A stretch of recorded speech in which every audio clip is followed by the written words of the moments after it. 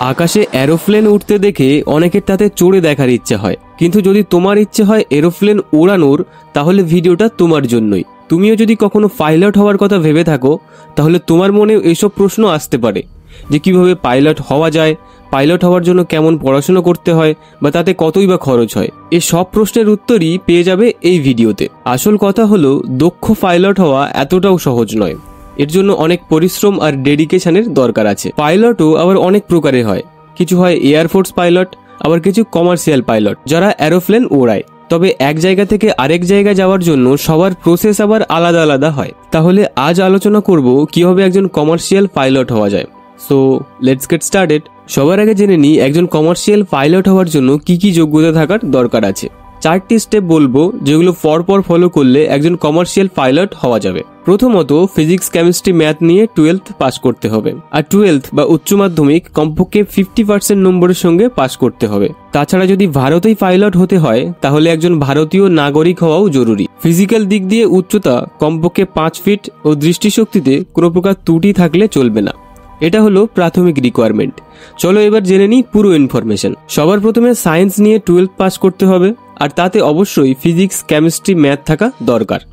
আর যদি তুমি 10th পর পাইলট হওয়ার কথা ভাবছো, তাহলে সবার প্রথমে সায়েন্স সাবজেক্ট বেছে নাও, তাহলেই পরবর্তীতে একজন পাইলট হতে পারবে। আর যেটা আগেই বলা হয়েছে, 12th মোটামুটি 50% বা তার বেশি নম্বর রাখার চেষ্টা করো।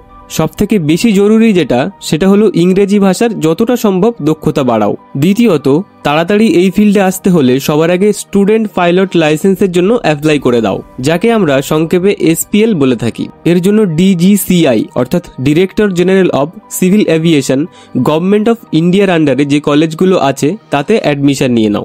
আর এর জন্য এন্ট্রান্স পরীক্ষাতেও পাশ করতে হবে এবং তারপর মেডিকেল টেস্টেও পাশ করতে হবে। পাইলট লাইসেন্সের জন্য জরুরি কিছু জিনিস যেটা জেনে রাখা দরকার, তা হলো লাইসেন্সের জন্য আবেদন করতে হলে 12th ম্যাথ সাবজেক্ট থাকতে হবে আর বয়স কমপক্ষে 16 বছর হতে হবে। এবার DGCA কলেজগুলোতে এন্ট্রান্স পরীক্ষা দেওয়ার জন্য অ্যাপ্লাই করো আর ট্রেনিং কমপ্লিট করো। তারপর মেডিকেল টেস্ট কমপ্লিট করো। আর এসবের জন্য তোমার ফ্যামিলির ব্যাংক ব্যালেন্সও ভালো থাকার দরকার আছে। তৃতীয়ত, এবার পাইলট হওয়ার লাইসেন্সের জন্য অ্যাপ্লাই করো।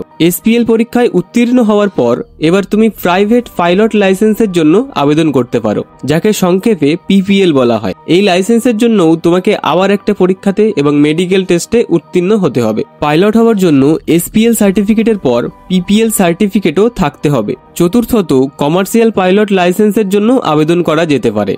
কমার্শিয়াল পাইলট হওয়ার জন্য SPL আর PPL এর ট্রেনিং কমপ্লিট করার পর কমার্শিয়াল পাইলটের লাইসেন্সের জন্য আবেদন করতে হবে, যাকে সংক্ষেপে CPL বলা হয়। CPL লাইসেন্সের জন্য পরীক্ষাতে এবং কিছু টেস্টে উত্তীর্ণ হতে হবে।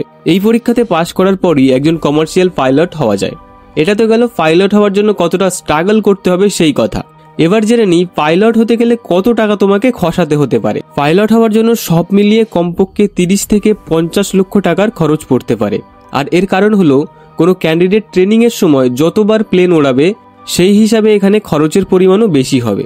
এছাড়াও বাকি পড়াশুনো, কোচিং প্লেসমেন্টের জন্য আলাদা খরচ তো আছেই। তবে সব থেকে বেশি যেটা খরচ করতে হবে সেটা হলো তোমার একনিষ্ঠতা ও পরিশ্রম। কারণ অতি সহজেই কিন্তু পাইলট হওয়া যায় না। এটা ভয় দেখানো বা ডিমোটিভেট করার জন্য বলছি না, এটা সত্যিই ডেডিকেশনের একটা বিষয়। যাই হোক, পাইলট হওয়ার জন্য কিছু মুশকিল আর কিছু খরচ তো আছেই, কিন্তু তোমার মধ্যে প্যাশন থাকলে তুমি সবকিছুই করতে পারবে। আর আমাদের শুভকামনা তো রইলই।